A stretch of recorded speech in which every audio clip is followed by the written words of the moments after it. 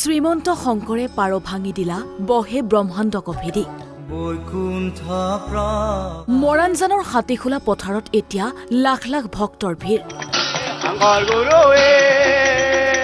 আজিৰে পৰা আৰম্ভ হৈছে শ্ৰীমন্ত শংকৰদেৱ সংঘৰ ৯৩ সংখ্যক অধিৱেশন। হাতীখোলা পথাৰত ভক্তক আদৰিবৰ বাবে বিশাল আয়োজন। সাজি তোলা হৈছে সুবৃহৎ পেণ্ডেল, সজা হৈছে সুবৃহৎ ৰান্ধনী ঘৰ। ৰাজ্যৰ প্ৰতিখন জিলাৰ পৰাই আহিছে ভকত বৈষ্ণৱ সংঘৰ প্ৰতিনিধি, আহিছে স্থানীয় ৰাইজো।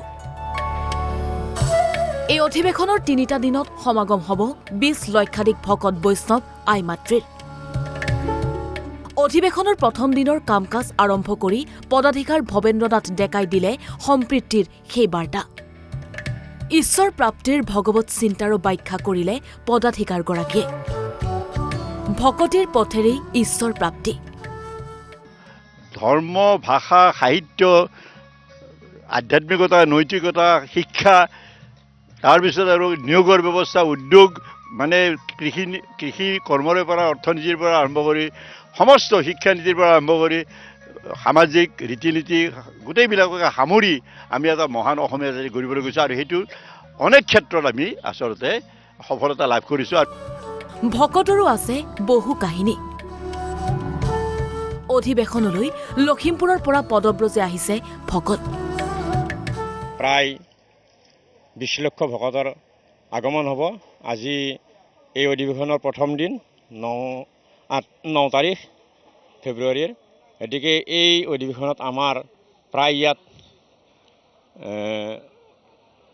৩০০ চৌকাৰে ভাত বনাই, মহাপ্ৰসাদ বনাই আমি ভকত বান্ধৱক আমন্ত্ৰণ কৰি আনি প্ৰসাদৰ ব্যৱস্থা কৰা হৈছে।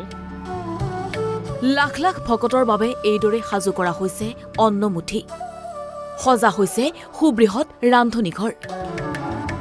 ৩২০টা চৌকাত অহৰহ ৰন্ধা হৈছে খাদ্য। লাখ লাখ ভকতক আপ্যায়ন কৰাৰ গধুৰ দায়িত্বত ন্যস্ত এইসকল লোক। একে সময়তেই ভোজন গ্ৰহণ কৰিব পাৰিব ১০,০০০ লোকে।